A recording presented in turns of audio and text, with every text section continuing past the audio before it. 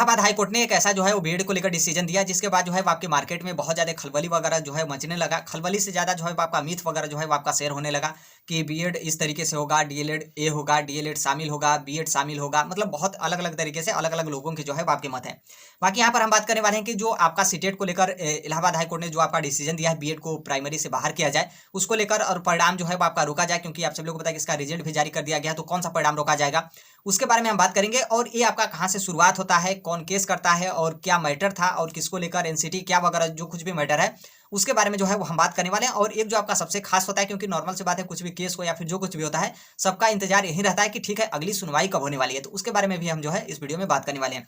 तो आप यदि नए हैं इस प्लेटफॉर्म पे तो राइट टू एजुकेशन सोनभद्र को जो है सब्सक्राइब कर लीजिएगा। यहाँ पर जो है आपके एजुकेशन से रिलेटेड जो है आपके वीडियो जो है इस प्लेटफॉर्म पे शेयर किए जाते हैं।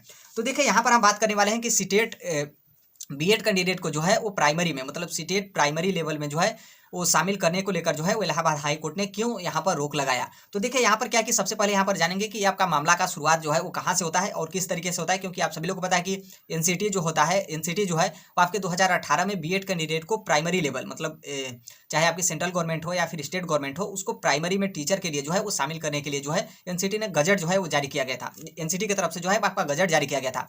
अब यहाँ पर क्या है कि अब ऐसा मामला क्यों सामने आ रहा है कि अब क्या है कि बीएड वालों को जो है प्राइमरी से बाहर किया जाए। देखिए ये आपका मामला जो है वो आपके राजस्थान से स्टार्ट होता है। यहाँ पर राजस्थान से आपका मामला किस तरीके से स्टार्ट होता है, दरअसल राजस्थान में रीट का एग्जाम होता है। उस टाइम पे जो आपका रीट का एग्जाम होता था, रीट का एग्जाम देने के बाद ही जो है आप राजस्थान में गवर्नमेंट टीचर बनते थे। लेकिन अब यहाँ पर राजस्थान में भी थोड़ा सा अब बदल गया है। जिस तरीके से यूपी में जो है आपका सीटेट हो या फिर यूपी टीटी के बाद आप एक सुपर टीटी एग्जाम देते हैं, फिर उसके बाद जो है आप यूपी में जो है वो आप गवर्नमेंट टीचर बनते हैं। तो आप राजस्थान में भी ऐसा ही हो गया है, आप रीट एग्जाम देंगे, फिर रीट के बाद जो है आपका एक और जो आप जिसे आप सुपर रीट कह सकते हैं, सुपर रीट का एग्जाम देंगे, फिर आप राजस्थान में गवर्नमेंट टीचर बनेंगे। लेकिन उस टाइम पे जब आपका यहाँ पर बीएड वगैरह का मामला है, तो उस टाइम पे आप रीट का एग्जाम देते थे, उसी नंबर के बेस पर जो है आप राजस्थान में गवर्नमेंट टीचर बनते थे। तो जब उस टाइम पे जो आपका राजस्थान में प्राइमरी के लिए जो है गवर्नमेंट की वैकेंसी आई, गवर्नमेंट टीचर की वैकेंसी आई, तो उसमें सबको जो है वो शामिल किया गया, चाहे आप एनआई से डीएलएड हो या फिर आप रेगुलर डीएलएड हो या फिर आपने बीएसटीसी किया हो या फिर आपने बीएलएड किया हो या फिर जो है आपने बीएड किया हो या फिर आपने कोई और कोर्स किया हो, जो आप टीचर बनने के लिए जो है आप एलिजिबल होंगे।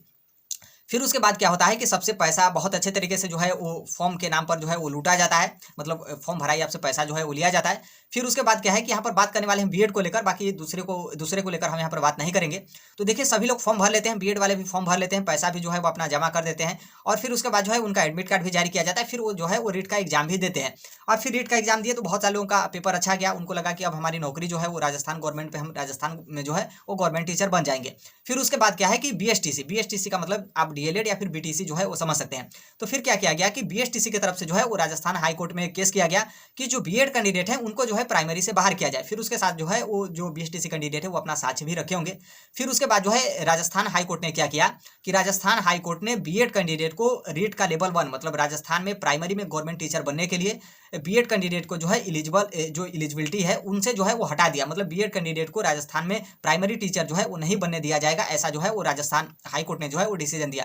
फिर उसके बाद जो है बीएड कैंडिडेट सुप्रीम कोर्ट में चले जाते हैं। सुप्रीम कोर्ट क्या करता है कि कुछ भी डिसीजन नहीं देता है, जो राजस्थान हाई कोर्ट ने निर्णय दिया था उसी निर्णय को जो है वो सुप्रीम कोर्ट जो है वो सुरक्षित रखता है, और राजस्थान हाई कोर्ट का निर्णय जो है उसमें किसी भी प्रकार का फेरबदल नहीं करता है। नॉर्मल सी बात है, जैसे मान लीजिए, जैसे आप यहाँ पर एक तरीके से समझ सकते हैं कि जैसे मान लीजिए किसी को बोल रहे हैं, मतलब यहाँ पर क्या है कि जो आपका बीएड कैंडिडेट है, तो बीएड को लेकर सुप्रीम कोर्ट ने कोई फैसला नहीं सुना है। इसका मतलब साफ है कि जो सुप्रीम कोर्ट है वो बीएसटीसी की तरफ से है। फिर उसके बाद क्या होता है कि सुप्रीम कोर्ट क्या कहता है कि सुप्रीम कोर्ट कोई नया निर्णय नहीं देता है, बल्कि यही कहता है कि जो राजस्थान हाई कोर्ट ने जो फैसला दिया है, मतलब बीएड को प्राइमरी से बाहर किया है, उसमें जो है किसी प्रकार का गलती नहीं है, सही है। फिर उसके बाद क्या होता है कि बीएड कैंडिडेट को जो है उसी तरीके से बाहर किया जाता है, और जितने भी एनआर से डीएलएड हो या फिर आपने बीएसटीसी या फिर आपने डीएलएड वगैरह बीएलएड वगैरह जो कुछ भी आप किए हैं, फिर आप उसके बेस पर जो है आप राजस्थान में जो है प्राइमरी में गवर्नमेंट टीचर बन गए।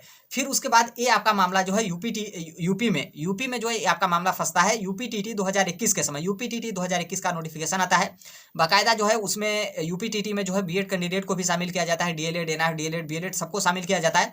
लेकिन जब परिणाम जारी होने वाला रहता है, मुझे थोड़ा सा कंफ्यूजन है, परिणाम जारी हो गया था या फिर जारी होने वाला था, लेकिन सॉरी यहाँ पर आपका रिजल्ट नहीं जारी किया गया था, मतलब आपका कॉपी वगैरह चेक कर लिया गया था, आपका रिजल्ट नहीं जारी किया गया था। फिर उसके बाद प्रतीक मिश्रा जो कि डीएलएड कैंडिडेट है, अब यहाँ पर थोड़ा सा हम यूपी में आ गए हैं, तो जो आपका बीएसटीसी राजस्थान में कहा जाता था, तो हम यहाँ पर यूपी में जो है वो डीएलएड कहेंगे, जिसे आप बीटीसी कहते हैं।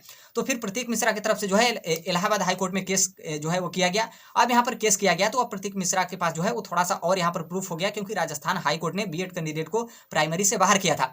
फिर वहीं जो राजस्थान हाईकोर्ट का जो डिसीजन था, क्योंकि नॉर्मल सी बात है, एक हाईकोर्ट का डिसीजन दूसरा हाईकोर्ट उतना जल्दी नहीं बदल सकता है, तो फिर जो राजस्थान कोर्ट हाईकोर्ट का डिसीजन था, उसी हाईकोर्ट के निर्णय को जो है वो यहाँ पर यूपीटीटी 2021 को लेकर इलाहाबाद हाईकोर्ट में भी जो है वो आपके सौंपा जाता है।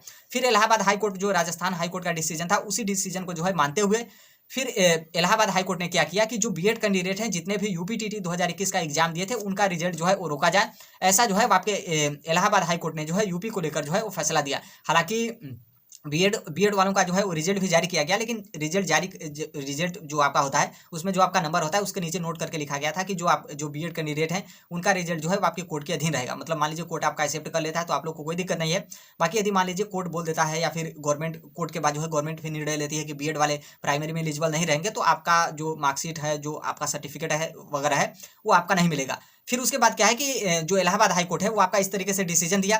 फिर उसके बाद इलाहाबाद हाईकोर्ट ने बोला कि जितने भी बीएड कैंडिडेट हैं सबका जो है वो जो आपका ओरिजिनल सर्टिफिकेट होता है, जो आपका डाइट से मिलता है, उस पर जो है वो आपका रोक लगाया जाए। फिर उसके बाद सिर्फ और सिर्फ बीएड का ही नहीं, बल्कि जितने भी कैंडिडेट यूपीटीटी 2021 का एग्जाम दिए थे, जिनका रिजल्ट आया था, उन सभी लोगों का जो है जो ओरिजिनल सर्टिफिकेट होता है वो किसी का जारी नहीं किया गया, मतलब सबका रोक दिया गया बीएड के चलते। तो फिर यहाँ पर ये जो है आपका मामला जो है आपका यूपीटीटी 2021 का हो गया, जो कि आपका अप्रैल 2023 चला है, जो कि अभी तक आपका ये मामला अभी तक सॉल्व नहीं हुआ। ना ही यूपीटीटी 2021 का जितने भी लोग एग्जाम क्वालिफाई थे, क्योंकि रोक तो बीएड पे लगाया गया था।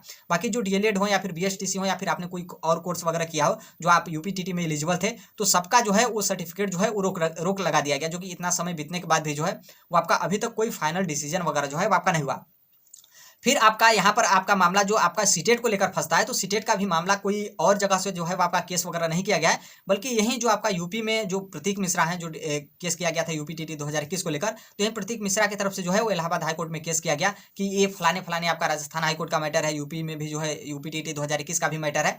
तो फिर जो आपका इलाहाबाद हाईकोर्ट है वो भी क्या करता है कि सीटेट पर भी जो है जिस तरीके से यूपीटीटी 2021 में रोक लगाया था, एकदम सेम टू सेम जो है आपका सीटेट में भी जो है वो रोक लगा दिया जाता है कि जो परिणाम होगा वो आपका कोर्ट के अधीन रहेगा और परिणाम जो है आपका न जारी किया जाए। लेकिन आप सभी लोग को पता है कि 3 मार्च 2023 को सीटेट दिसंबर 2022-23 का आपका रिजल्ट जो है वो जारी कर दिया गया था।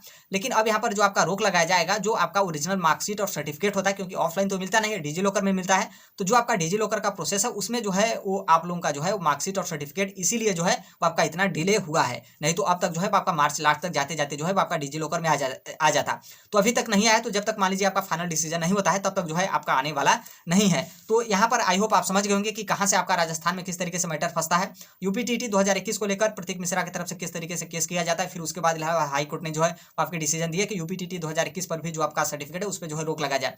फिर वही डिसीजन जो है आपके जो होता है उसी को लेकर प्रतीक मिश्रा फिर सीटेट को लेकर जो है केस करते हैं कि सीटेट प्राइमरी लेवल का जो है जितने भी बीएड कैंडिडेट है सबका जो है वो रोका जाए। तो फिर उसी तरीके से कहीं ना कहीं बीएड का ही नहीं बल्कि सबका रोका जाएगा। और ऐसा भी नहीं कि बीएड वालों का प्राइमरी का जो डिजी लॉकर में मार्कशीट और सर्टिफिकेट आता है प्राइमरी का उन लोग का रोक दिया जाए और जूनियर का जो है वो जारी किया जाए। तो ऐसा भी नहीं किया जाएगा, क्योंकि यदि ऐसा सीटेट की तरफ से सीबीएसई की तरफ से किया जाता है तो कहीं ना कहीं उनको बहुत ज़्यादा पैसा जो है वो डिजी लॉकर में खर्चा करना पड़ेगा। क्योंकि एक में मान लीजिए वो लिखेंगे कि कोर्ट केस के अधीन रहेगा, या फिर जो है आपका नंबर वगैरह जो है आपका हाइड किया जाए, फिर बोला जाए कि कोर्ट का डिसीजन आएगा उसके बाद ही हम कुछ निर्णय लेंगे, और आपका प्राइमरी का सर्टिफिकेट रोका जाएगा और जूनियर का जारी किया जाएगा। फिर मामला कुछ और होता है तो फिर आपका फिर से जूनियर का जारी किया जाएगा। तो इसमें कहीं ना कहीं बहुत ज़्यादा पैसा जो है वो डिजी लॉकर का जो प्रोसेस होता है उसको करने में जो है वो आपका सीबीएसई का खर्चा होगा। तो इसलिए मैक्सिमम चांस यही है कि जब तक आपका सुप्रीम कोर्ट से मामला क्लियर नहीं होता है, एनसीटी अपना जो कुछ भी परिवर्तन वगैरह नहीं करती है, तब तक जो है आपका डिजी लॉकर में आना जो है बहुत मुश्किल है। अब देखिए यहाँ पर बात करने वाले हैं कि अगली आपकी सुनवाई कब होने वाली है। तो देखिए अगली जो सुनवाई है उसमें सीटेट को लेकर यहाँ पर हम बात करें तो सीटेट में जो है वो 4 सप्ताह का समय जो है आपका लिया गया। 4 सप्ताह का मतलब 1 महीने, और ये जो है वो आपका अप्रैल 3-4 दिन आपका अप्रैल बीत गया था। तो देखिए यहाँ पर आपका इलेक्शन वगैरह नहीं है, अब यहाँ पर 4 सप्ताह दिया गया है। हालांकि 4 सप्ताह देना नहीं चाहिए, 2 दिन या फिर 3 दिन देना चाहिए, फिर 1 दिन देना चाहिए। फिर इसमें डिसीजन भी क्या देना है, जो कुछ भी मामला है आपका सुप्रीम कोर्ट में फाइनली सबका सुनने के बाद जो है आपका डिसीजन जो है वो सुरक्षित रखा गया है। तो ये चाहेंगे तो 1 दिन में भी दे सकते हैं, लेकिन आप सभी लोग को पता है कि आपका इलेक्शन नहीं है कि 1 दिन में ही जो है आपका दे दिया जाएगा। कहीं ना कहीं इसको भी करने में आपको पता है कि यूपीटीटी 2021 का मामला अभी तक जो है आपके सॉल्व नहीं हुए, तो इसका भी थोड़ा सा 1-2 साल तक हो सकता है कि आपका मामला जो है वो चले। तो अगली सुनवाई जो है आपका 4 सप्ताह मतलब 1 महीने के बाद जो है आपके होने वाली है। तो 1 महीने आपको पहले तो इंतजार करना पड़ेगा, फिर 1 महीने आएगा, फिर अगला जो डेट पड़ेगा उस दिन सुनवाई होगा। तो फिर उसके बाद आपको पता चलेगा कि फिर अगली सुनवाई जो है वो आपका कब जो है होने वाला है। तो देखिए यही आपका इसी तरीके से चलता रहेगा कि आज सुनवाई हुआ, फिर उसके बाद क्या होगा कि फिर उसके बाद जो है वो आपका 4 सप्ताह का समय लिया जाएगा, फिर 1 महीने का समय लिया जाएगा, फिर लास्ट में यही होगा कि ठीक है सबका पक्ष सुना गया है। फिर उसके बाद डिसीजन लेने के बाद जो है डिसीजन निर्णय वगैरह लेने के बाद जो है वो आपके फाइनल निर्णय जो है वो आपके किए जाएंगे और एनसीटी का जो कुछ भी बदलाव वगैरह होगा वो आपका किया जाएगा। तो आई होप आप समझ गए होंगे कि किस तरीके से आपका राजस्थान से जो है वो आपका मैटर उठकर यूपीटीटी को लपेटते हुए सीटेट जो है किस तरीके से लपटाया। तो बाकी देखिए आप अपनी तैयारी जो है वो करते रहिएगा। बाकी यहाँ पर थोड़ा-सा हम ये भी बता दें कि जैसे अब बहुत सारे लोग सोचे होंगे कि मान लीजिए आपकी वैकेंसी नहीं आएगी या फिर जो कुछ भी आपका शिक्षक भर्ती वगैरह नहीं आएगा या फिर टेट या फिर सीटेट वगैरह नहीं आएगा। देखिए सब कुछ आएगा, लेकिन आप सभी लोग को पता है कि जो कुछ भी इस तरीके का डिसीजन होता है उसमें लिखा रहता है साफ-साफ और उसमें बोला जाता है कि जो कुछ भी होगा वो आपका कोर्ट के अंतरिम आदेश के मतलब अंदर ही होगा। मतलब यदि मान लीजिए कोर्ट का जो कुछ भी डिसीजन हो बाद में बदल जाता है तो उसको आप सहने के लिए तैयार हो जाएँ, ताकि फिर मान लीजिए इस तरीके से नहीं लिखता है तो फिर आप एग्जाम वगैरह दें, फिर आप क्वालीफाई हो जाएँ, फिर आपको जो है वो डिस्क्वालीफाई किया जाता है तो फिर आपको नॉर्मल सी बात है आप कोर्ट में ही जाएंगे। तो इसलिए इन सब चीज़ों को बचने के लिए पहले जो है आपको नोटिफिकेशन में दे दिया जाता है कि आप भरने से पहले जो है इसको बहुत अच्छे तरीके से पढ़ लें कि जो कुछ भी निर्णय होगा वो आपके कोर्ट के अधीन रहेगा। क्योंकि आपने बहुत फॉर्म वगैरह भरे हैं और उसमें बीएड वगैरह को लेकर तो आपने देखा होगा कि स्टार वगैरह लगाकर जो है इस तरीके से लिखा जाता है। तो यही सब मामला है। बाकी कहीं ना कहीं ये सब मामले को झेलते झेलते जो है वो आपके बहुत सारे लोगों की उम्र भी जो है वो एक तरीके से मतलब अब नॉर्मल सी बात है, कोई 60 साल तक सीटेट या फिर यूपीटीटी की तैयारी तो करेगा ही नहीं। उसका भी जो है वो आपका समय सीमा जो है बनाया गया है। बाकी अब देखिए क्या होता है। हालांकि बहुत गलत है कि इस तरीके का मामला जो है फंसा जा रहा है कि बीएड को लेकर या फिर डीएलएड को लेकर। मान लीजिए यहाँ पर मामला भी फंसता है तो कहीं ना कहीं सुप्रीम कोर्ट है, मतलब इस तरीके से भारत की न्यायपालिका को हर कोई जो है बहुत अच्छे तरीके से जो है मानता है या फिर जानता है। तो कहीं ना कहीं बहुत जल्दी जो है आपके डिसीजन दे देने चाहिए। बाकी आप समझ ही सकते हैं कि सिर्फ यहाँ पर समय पर निर्णय जो है वो सिर्फ इलेक्शन को लेकर मिलता है। बाकी हर एक मामला जो है इसी तरीके से आपका सुप्रीम कोर्ट हो या फिर जो है आपका हाई कोर्ट हो या फिर जो है आपका जिला न्यायालय हो, हर जगह में जो है इसी तरीके से मामले जो है आपके पेंडिंग चलते रहते हैं। तो आप अपनी तैयारी जो है करते रहिएगा। जो कुछ भी भर्ती वगैरह आएगा उसमें बीएड कैंडिडेट भी जो है वो शामिल होंगे। बाकी जो कुछ भी निर्णय वगैरह होगा वो आपका कोर्ट के अधीन रहेगा। मान लीजिए बाद में बदलाव होगा तो आपके ऊपर जो है प्रभाव जो है उसका देखने को मिलेगा।